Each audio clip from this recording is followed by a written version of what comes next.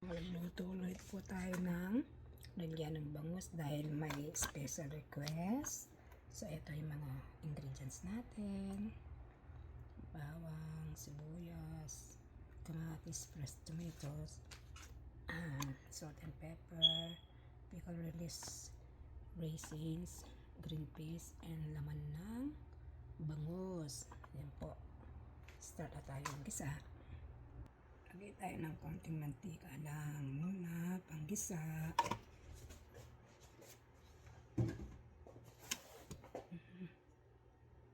Gisa na natin mantika at bawang.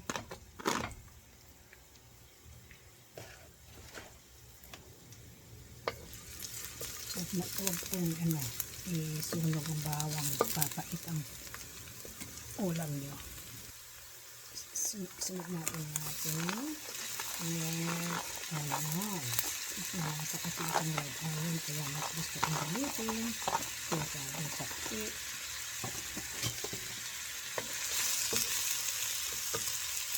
Ang bango. Lagyan natin ng konting asin.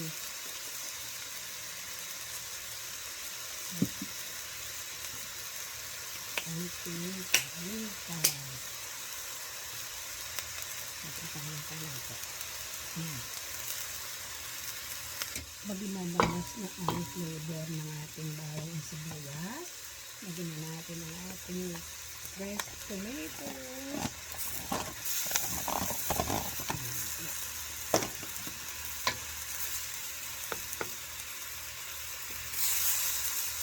Lagyan na natin ang ating raisins.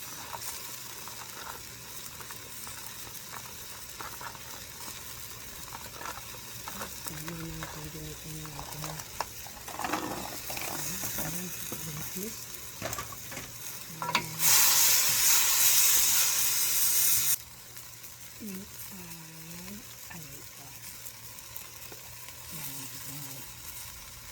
Konti lang ang kalasa.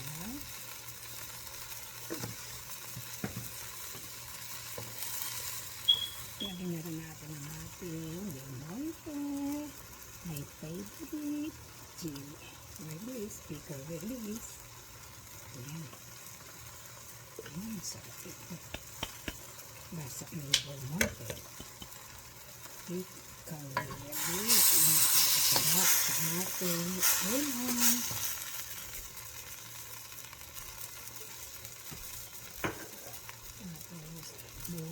Buhusin natin ang ating